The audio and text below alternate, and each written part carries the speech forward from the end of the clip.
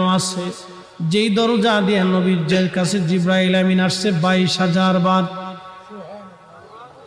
দাহিয়াতুল কালবির সুরত নিয়ে নবীজির কাছে আসতেন। হযরত জিবরাইল আমিন এসে সালাম দিয়ে বসে গেলেন।